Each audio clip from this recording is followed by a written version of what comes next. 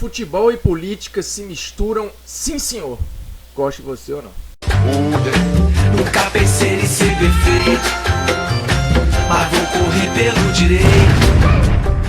Fala moçada, beleza? Bruno Formiga na área, mendigando logo o seu like, a sua inscrição e a sua notificação. O canalzinho tem crescido de maneira relevante no último mês. A produção ainda é recente, porém os resultados já são bem bons. Portanto, se você chegou aqui por acaso, se inscreva no canal, ajude na nossa produção de conteúdo, toque na notificação para toda vez que tiver vídeo novo, você ser automaticamente avisado, sem ter trabalho de ficar buscando. Às vezes você esquece que esse canal existe, né? E a notificação vai lá e ele lembra, olha, tem alguma coisa legal sendo produzida ali.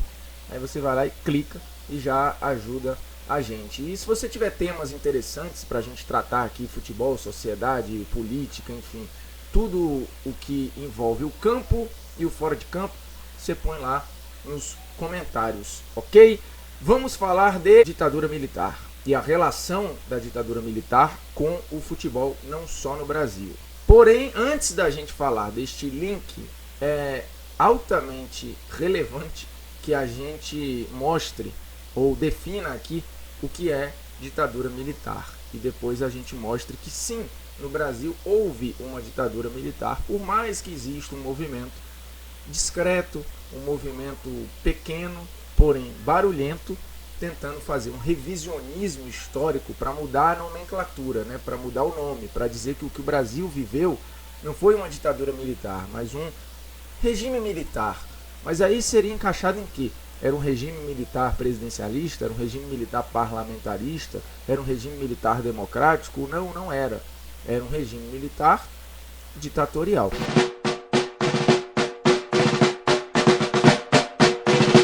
Ditadura militar. Ela é caracterizada por um governo autoritário que tínhamos no Brasil. É caracterizada também por um governo em que o poder está nas mãos das Forças Armadas. Tínhamos isso no Brasil. Ditadura militar também é um tipo de governo que instala censura prévia. Tínhamos isso no Brasil. Ditadura militar é um modo de governo que usa da tortura. Tínhamos isso no Brasil. A ditadura militar, ela concentra os poderes no executivo. Tivemos isso no Brasil. Lembremos que por 2 vezes o Congresso foi fechado por atos institucionais. Foram 17 atos institucionais ao longo de todo o período, e o ato institucional mais famoso, o mais cruel, o mais emblemático foi o ato institucional número 5. Foi o ato mais autoritário de todos os atos institucionais, que sempre tinham a ideia de tentar legitimar o governo, de legitimar aquele sistema que estava instalado e muitas vezes tirar um pouco do peso. No início do período não se tinha a percepção exata do que estava acontecendo. De fato, as Forças Armadas tiveram enorme apoio popular, apoio de parte do empresariado, apoio de parte da sociedade civil e apoio da imprensa. Então, a ditadura militar, ela não foi instalada aqui somente na base da força, né? Tinha um apoio popular. E no dia 31 de março, quando as Forças Armadas ocupam as ruas, é a deixa para a retirada do poder do João Goulart, né? O João Goulart deixa o poder sabendo que a pressão já era insustentável, e no dia 1º de abril, a partir do dia 1º de abril, está de vez instalada a ditadura militar no Brasil, as Forças Armadas no poder executivo, que é uma outra característica de ditaduras militares. Portanto, tivemos tudo o que define ditadura militar para qualquer historiografia, para qualquer bibliografia que fale de história. Tivemos todas essas características, e aí não adianta tentar fazer malabarismos argumentativos para tentar encaixar o que o Brasil viveu aqui numa outra nomenclatura. Foi ditadura militar. E o que é mais lamentável que a gente tem vivido aqui, e daqui a pouco eu toco no tema específico de futebol, é que tem gente que até admite que houve ditadura militar, porém relativiza dizendo que não, mas foi uma ditadura do bem, era uma ditadura necessária para evitar uma ditadura comunista. Mas só para a gente matar aqui e fechar as definições de ditadura militar e mostrar que sim, tivemos uma ditadura militar no Brasil, por mais óbvio que pareça, tem gente que questiona, então é sempre importante a gente lembrar, né? Falamos da censura prévia, da censura na imprensa, na censura artística, e temos limitações de direitos individuais. Não temos participação popular na escolha do governante, e de fato não havia durante o período militar. Não houve eleição presidencial. Até houve, mas eram eleições indiretas e absolutamente controladas, ou seja, não tinha participação popular. Não era um regime democrático onde o poder está com o povo, que é o que define democracia. Portanto, todas as características de qualquer ditadura militar que tivemos em outros lugares, inclusive na América do Sul, como Chile, Argentina, Paraguai, enfim, todas as características se encaixam no que houve no Brasil. Porém, o pessoal que ou se informa pouco, ou que não faz questão de se informar, ou que de fato tenta manipular a história, ou fazer esse revisionismo maluco que a gente tem visto acontecer aí, usa ou se pega alguns argumentos para criar uma auto-verdade. Tenta contar uma mentira se pegando a algumas verdades, como, por exemplo, não, mas tinham eleições municipais, tinham eleições estaduais. De fato, no período tivemos eleições municipais e estaduais, porém com absoluto controle do que acontecia no poder executivo. E aí, primeiro, não existia mais o pluripartidarismo, ou seja, vários partidos, eles foram dissolvidos, os direitos políticos de muita gente, eles foram cassados e você só tinha dois partidos, a Arena, que era o partido oficial do governo, e o MDB, que depois virou o PMDB, e era uma oposição autorizada, uma oposição controlada. Não tinha aí nada de democrático. A outra balela é falar que não foi uma ditadura militar porque o povo apoiava, ou porque a imprensa à época dizia que não era ditadura militar, e aí sempre lembram o editorial do jornal Globo, enfim, assinado pelo Roberto Marinho. E quando você tem distanciamento histórico, é que você consegue de fato observar, porque é preciso sempre a gente fazer um exercício para refrescar a memória, né? Hitler, quando subiu ao poder, ele não subiu ao poder com golpe nenhum, com força nenhuma, ele subiu ao poder de uma maneira legítima e com total apoio social e do empresariado. Naquele momento de crise na Alemanha, de crise institucional, de crise econômica, de crise social, as pessoas enxergavam naquele discurso um discurso que poderia lhes dar esperança. Portanto, o Hitler subiu ao poder com apoio popular e não deixou de ser um regime ditatorial, lá rotulado de nazismo. Isso já se repetiu em outros lugares da história. Momentos de crise são momentos historicamente favoráveis para discursos extremistas subirem ao poder, seja no Brasil, seja na Argentina, seja em qualquer lugar. Dizer que o apoio da imprensa minimiza o nome do que houve aqui não se sustenta, porque naquele momento as pessoas viviam aquilo, elas não estavam descoladas daquele momento para fazer uma visão crítica. Porém, pouco tempo depois do golpe militar e da ditadura instalada, as críticas já começaram a acontecer. As denúncias de corrupção, de tortura, de abuso de poder, elas foram pipocando na imprensa, e aí surge o ato institucional número 5, que de fato instala a censura prévia aqui, e a partir dali o trabalho da imprensa ficou absolutamente limitado. Foi um governo que estrangulou a oposição, que estrangulou a crítica, que estrangulou a imprensa, que estrangulou investigações. Inclusive, recentemente, um documento encontrado na Itália mostra que, ao invés das 6.000 pessoas torturadas, que era um número oficial, esse número pode bater 20.000 pessoas torturadas, ou seja, bem mais do que o número que se conseguiu comprovar. E você tinha aí pessoas que eram contra o regime, que tinham uma outra ideologia, que pensavam diferente, que combatiam o regime, seja na imprensa, seja nas artes, seja na política. Sim, nesse meio você teve gente que foi para a luta armada, como em todo regime ditatorial.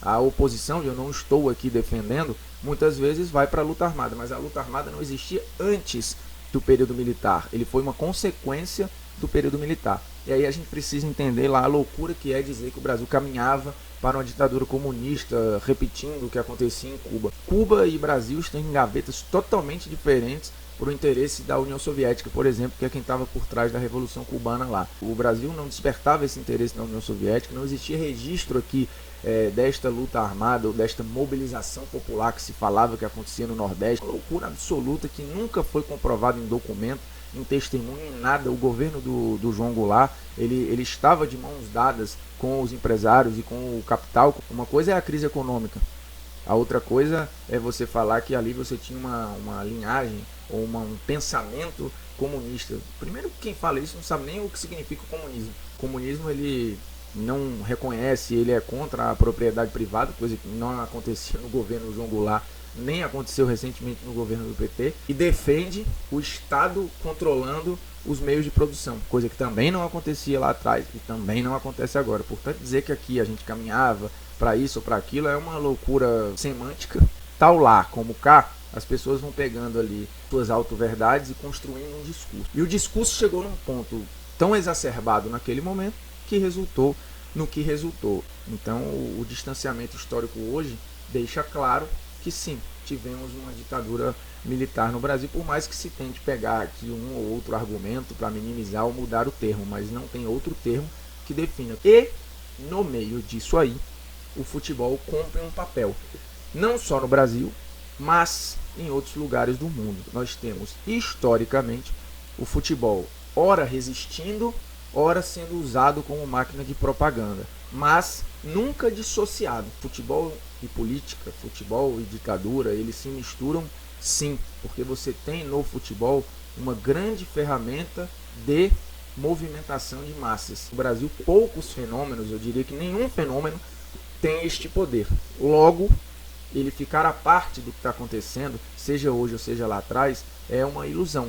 E é um reflexo também, né? O futebol muitas vezes reflete o que está acontecendo no entorno. Por exemplo, durante o período militar foi criado o Campeonato Brasileiro, em 1971. E a Arena, o partido oficial do governo, ele ia espalhando equipes e convidando equipes para o campeonato em estados onde o apoio popular era pequeno em relação à ditadura militar. A Arena controlou, influenciou e inchou o Campeonato Brasileiro para tentar fazer do campeonato uma bandeira de unificação nacional. Nesse mesmo período, pipocaram em vários estados do Brasil grandes estádios enormes, faraônicos, também fazia parte de um projeto de unificação nacional. A seleção de 70 também entra neste bolo. Vários militares estavam na comissão técnica que foi para o México. Vários militares estavam espalhados nas federações estaduais. Até hoje você tem coronéis, enfim, militares que estão aí com cargos importantes nas federações. Na cabeça,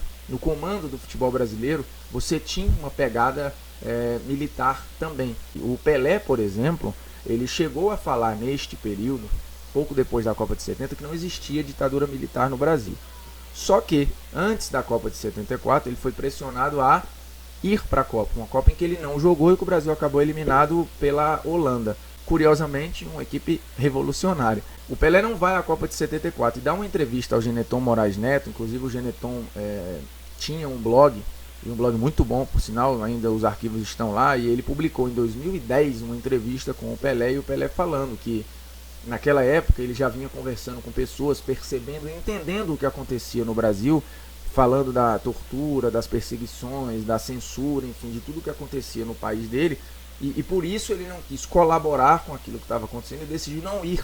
Hoje é visto como um cara que não se coloca, que muitas vezes tira o pé de questões mais polêmicas, como esse cara já se colocou, como ele foi importante em determinado momento, de uma maneira ruim e de uma maneira boa. Então o futebol ele não está à parte disso. E nos anos 80 a gente tem talvez a grande representação disso tudo, que é a democracia corintiana, um movimento que começa de dentro para fora, e não só os jogadores, mas membros da comissão técnica também faziam parte desse movimento democrático, e alguns expoentes disso acabaram participando das diretas já, que caminhava ali para o fim da ditadura militar e pedia a volta da participação popular na escolha do presidente da República. E neste movimento tivemos o Casagrande, o Sócrates, enfim, boa parte desses jogadores do Corinthians que lideravam esse movimento também sendo usados pelo movimento das diretas já. E óbvio, passando um recado para milhões de torcedores, para pessoas que acompanham o futebol, o poder de influência desses caras, ele é muito grande.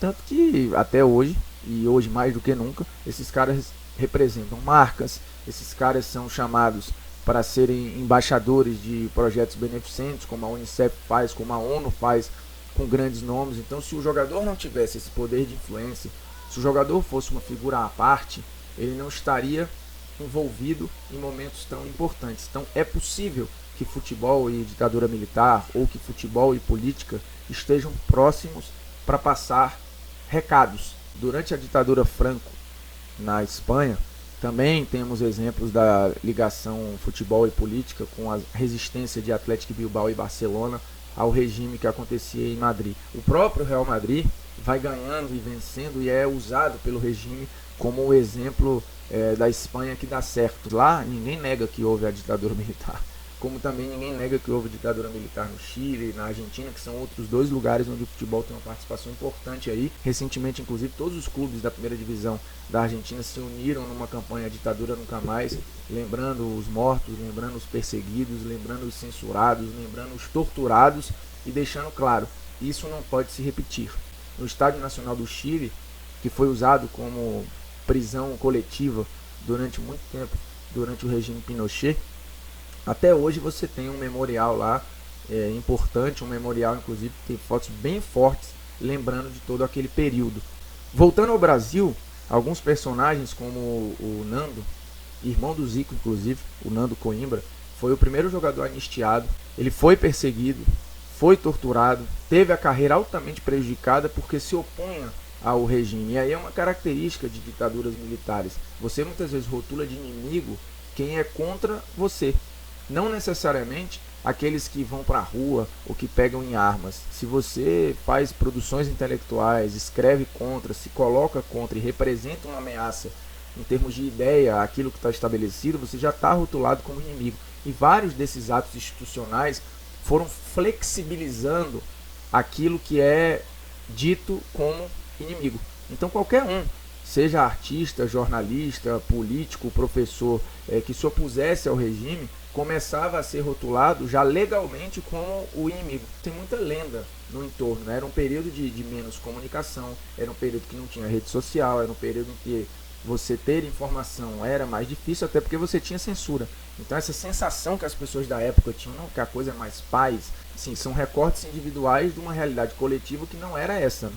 E é por isso que existe a história, porque olha com a lupa de fora, faz um distanciamento e consegue ver o todo, não partes individuais. Então assim, um depoimento individual não representa a realidade coletiva. Não dá para você pegar, não, porque o meu avô dizia que era mais tranquilo, então pronto, era uma verdade. Aí você precisa ver números, ver estatísticas, fazer comparações para chegar a uma definição. E não comprar um discurso individual, que fala, por exemplo, não, naquela época a educação era muito melhor, o ensino público de fato era melhor que o que é hoje. Neste período começou o sucateamento. E nesse período você começa a ter o surgimento de várias faculdades particulares, escolas particulares que vão crescendo, se espalhando pelo país todo. Neste período a gente tinha muito mais analfabetos do que tem hoje, era uma massa absurda de analfabetos espalhados pelo Brasil todo. Então essa história de dizer que porque a educação era melhor, não era, porque ela chegava a muito menos gente. E claro, a educação pública ela era melhor, mas ela já era melhor antes do regime militar. Então, voltando ao futebol, o futebol não está à parte da sociedade, como eu já falei aqui. A ditadura militar espalhou militares em várias esferas do futebol brasileiro. Ela esteve muito presente na campanha do tricampeonato, ela esteve muito presente nesse inchaço do campeonato brasileiro. Agora, os estádios, eles foram, não só aqui, mas em outros lugares, ambientes de resistência, porque é um ambiente democrático, plural, que reunia muita gente, um ambiente onde era muito mais difícil você controlar as expressões populares. Então você viu surgir na torcida do Corinthians, por exemplo, na Gaviões da Fiel, que nasce ali naquele período, final dos anos 60 e início dos anos 70, as primeiras faixas de resistência, os primeiros gritos de resistência contra a ditadura. Se você for olhar lá atrás, eu citei há pouco o período do Franco na Espanha, nos estádios onde, tanto na Catalunha quanto em Bilbao, por exemplo, no País Basco, você podia falar as linguagens locais, não tinha como proibir. Então os estádios de futebol, por catalisarem, por juntarem tanta gente, sempre foram ambientes muito propícios a estas manifestações de resistência, e que isso continue, né? A gente tem visto recentemente nos estádios pelo Brasil, já desde o ano passado, movimentos contra, por exemplo, o governo Michel Temer. A gente viu muita faixa tentando falar sobre a Marielle, enfim. Então são expressões populares dentro de um estádio de futebol. Então, achar que futebol e política não se mistura é não entender ou de futebol, ou não entender de política, ou não entender de nenhum dos dois. Militantes e torcedores, eles têm muitas semelhanças. Às vezes a cegueira, às vezes a alienação, às vezes a violência, mas é preciso entender que não é só isso, né? A política não é de todo ruim, o futebol também não é de todo ruim. Nem todo militante é maluco, nem todo torcedor é violento. É possível ser um torcedor, é possível ser um militante, é possível gostar de um partido, é possível se envolver na política e no futebol de uma maneira saudável, e eu dei aqui vários exemplos de jogadores, de clubes, de entidades que se colocaram. Por exemplo, a Roma, ela nasce lá atrás com o Mussolini no período fascista na Itália, e ela nasce meio que para ser uma bandeira do fascismo, desde o nome até o símbolo da equipe. Só que a torcida, que era formada por uma classe trabalhadora, não permitiu, e com o tempo a Roma foi se distanciando, se dissociando totalmente da extrema direita. O Afonsinho no Brasil, por exemplo, nesse mesmo período que eu citei o Nando, falei da democracia corintiana, ele é o primeiro cara a bater de frente contra a questão do passe livre, ou a favor do passe livre. Ele é o primeiro cara a tentar brigar com federações, com clubes, no período em que você não tinha direitos, em que os direitos eram limitados, em que o Brasil vivia esse regime autoritário e impositivo. E o Afonsinho foi lá e brigou, por causa disso teve a carreira extremamente prejudicada também. Então é isso. Tivemos ditadura militar no Brasil, não pelos motivos que tentam colocar muitas vezes aí. Não dá para minimizar o termo é este. E neste período o futebol foi usado de maneira a favor e contra. O ambiente de um clube de futebol é um ambiente altamente político, de disputas políticas, de disputa de ideias. Vários dirigentes viraram políticos, jogadores viraram políticos, então a associação que se faz, ela é muito clara. Por mais que as pessoas tentem dizer, não, isso aqui é só entretenimento, isso aqui é só diversão. É fundamentalmente entretenimento e diversão, mas dentro deste entretenimento e diversão você tem vários braços e várias pernas políticas. Muito obrigado pela audiência, pela paciência. Se inscreva no canal, toque na notificação, comente lá embaixo temas que você queira que apareçam aqui no nosso canalzinho, e volte sempre, tá? Deixa aquele seu like maroto, me lembro se eu já pedi, mas se eu já pedi eu peço de novo, até porque é de graça, não custa nada se tocar naquele joinha ali. Se inscreva, notifique-se e volte sempre. Compartilhe o conteúdo também, pega o linkzinho e solta naquele grupo de zap, solte no seu stories no Instagram, solte no seu Twitter, enfim, espalhe o Formiga Atônita por aí, já que a gente está crescendo agora e crescendo bem, diga-se de passagem, viu? Um beijo para todos que chegaram até aqui e já se inscreveram, e voltem sempre, sejam muito bem-vindos, beleza? Um abraço, tamo junto, valeu, é nóis, tchau, valeu.